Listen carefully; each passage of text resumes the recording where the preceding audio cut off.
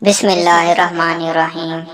کھانے کے فوراً بعد سو جانے سے طاقت میں کمی آ جاتی ہے۔ حمل کے دوران کھٹی چیزیں کھانے سے گریز کریں، اس سے پیدا ہونے والے بچے پر اثر پڑے گا۔ گرم دودھ کے بعد پانی پینے سے کھانسی کی بیماری ہو سکتی ہے۔ دہی کھانے سے آپ کی جلد جوان اور تر و تازہ رہے گی۔ جو عورت ہمیشہ جوان رہنا چاہتی ہے وہ بند گوبھی کھایا کرے۔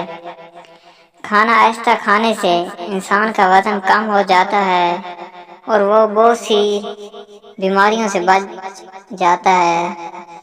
بھیڑ کا دودھ خارش والی جگہ پر لگانے سے خارش ختم ہو جاتی ہے۔ کھانے کے بعد پانی نہ پیا کرو، آپ کی جوانی تا دیر قائم رہے گی۔ ہائی بلڈ پریشر والے مریض نمک کا استعمال بالکل کم کر دیں۔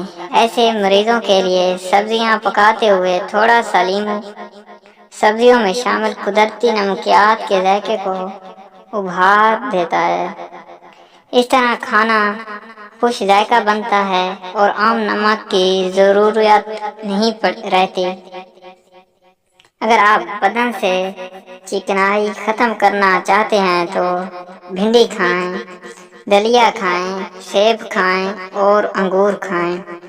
چند چیزوں کے استعمال سے بال گھنے، مضبوط اور لمبے ہو جائیں گے۔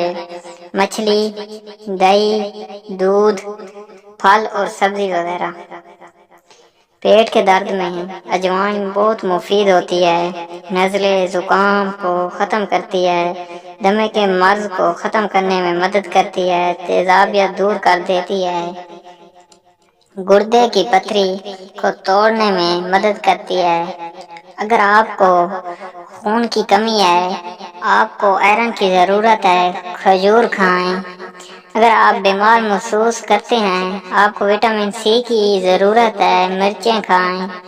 اگر آپ کے بال گرتے ہیں، آپ کو زنک کی ضرورت ہے، سفید چنے کھائیں۔ اگر آپ کو نیند نہیں آتی، آپ کو میگنیشیم کی ضرورت ہے، بادام کھائیں۔ تیز پتے کی چائے ہاضمے کو درست کرتی ہے۔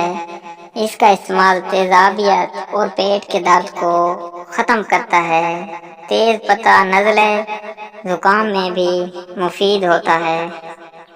اخروٹ کھانے سے پیشاب بار بار نہیں آتا۔ روزانہ 4 سے 5 اخروٹ کھائیں۔ کیلا حقیقت میں طاقت کا کیپسول ہے۔ کھانا کھانے کے بعد کیلا کھانے سے کھانا ہضم ہو جاتا ہے اور معدے کو تقویت دیتا ہے۔ جریان اور احتلام میں کیلا کھانا انتہائی مفید ہے۔ گرم مزاج والوں کی قوت باہ کو مضبوط کرتا ہے۔ روزانہ 2 کیلے کھانے کے بعد ضرور کھائیں۔ بازاری کھانے جگر کو کمزور کر دیتے ہیں۔ دل کی بیماریوں سے بچنا چاہتے ہیں تو زیتون کا تیل استعمال کیا کریں۔ بھنے ہوئے چنے دماغ کی کمزوری دور کرتے ہیں اور گھوڑے جیسی طاقت ملتی ہے۔ ہاتھوں اور پیروں کا رنگ صاف کرنے کے لیے ایک آلو کاٹ کر اس کا رس نکال لیں، پھر اس میں ہلدی اور بیسن ڈال کر پیسٹ بنا لیں۔ ہاتھوں اور پیروں پر لگا کر مساج کرتی رہیں۔ 15 منٹ کے بعد سوکھ جائے تو جلد کو ٹھنڈے پانی سے دھو ڈالیں۔